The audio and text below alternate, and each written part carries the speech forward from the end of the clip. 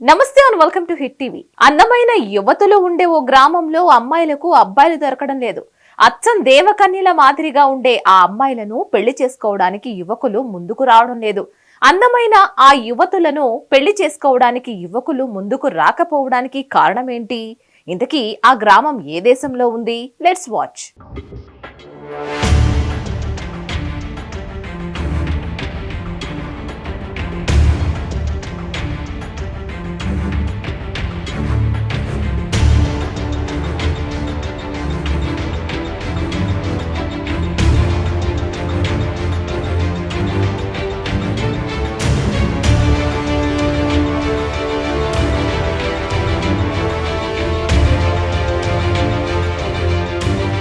అందమైన అమ్మాయిలను ప్రేమించి పెళ్లి చేసుకోవాలని ఎందరో యువకులు ఆసక్తి కనబరుస్తారు.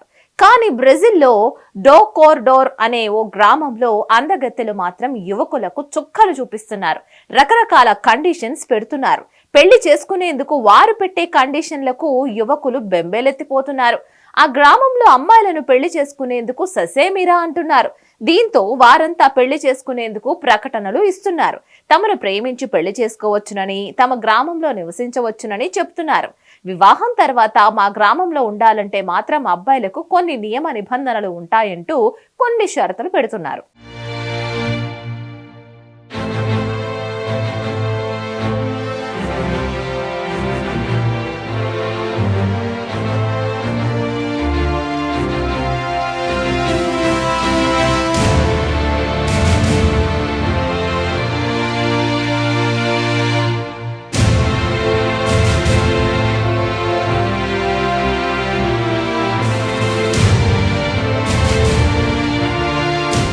అందగత్తెలు పెట్టిన మొదటి కండిషన్ అబ్బాయిలే వంట పని చేసుకోవడం.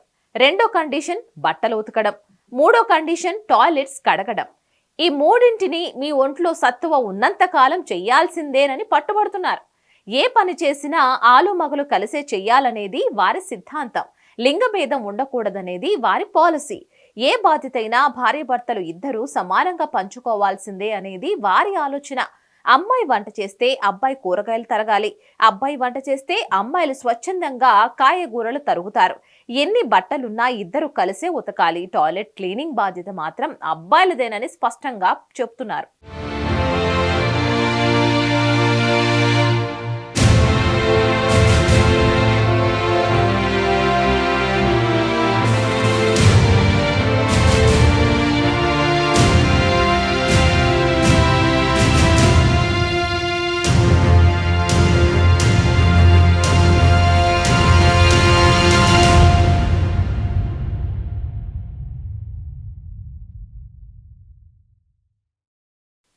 ఇటువంటి కండిషన్లు పెట్టిన అమ్మాయిలు మరీ స్వేచ్ఛను కోరుకుంటున్నారేమో అనే సందేహం అక్కర్లేదు. ఈ గ్రామంలో అమ్మాయిలు మంచి పనిమంతులు. బారెడు పొద్దెక్కే వరకు నిద్రపోరు. బెడ్ కాఫీ తాగే బ్యాచ్ అస్సలు కాదు. కోడి కూయక ముందే నిద్ర లేచి పనులు చేస్తారు. అవసరమైతే పలుగుపార పట్టుకుని పొలం పనులకు సైతం వెళతారు. తమ పనులను తాము చేసుకుంటారు. కుటుంబానికి, బంధాలకు, బంధుత్వాలకు ఎనలేని మర్యాద, గౌరవం ఇస్తారు. ఇంత పని చేస్తారు, మోటుగా ఉంటారేమో అని సందేహం కూడా అస్సలు వద్దు. ఈ గ్రామంలోని అమ్మాయి అచ్చం దేవకన్యల మాదిరిగానే ఉంటారు. అలాంటి అమ్మాయిలు తమకు సరైన జోడి ఎక్కడా అని వెతుకుతున్నారు.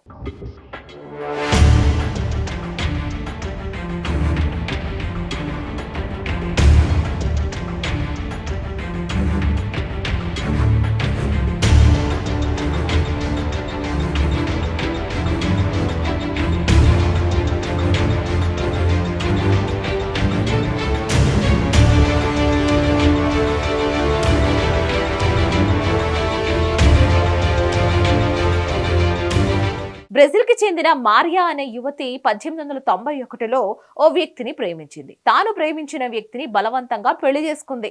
దీంతో మరియా బంధువులు, గ్రామస్తులు ఆమెను బహిష్కరించారు. డో కార్డెరో గ్రామానికి వచ్చింది. అక్కడే స్థిరపడింది. అనంతరం పురుషాధిక్యత లేని సమాజాన్ని ఏర్పాటు చేసి సక్సెస్ అందుకుంది.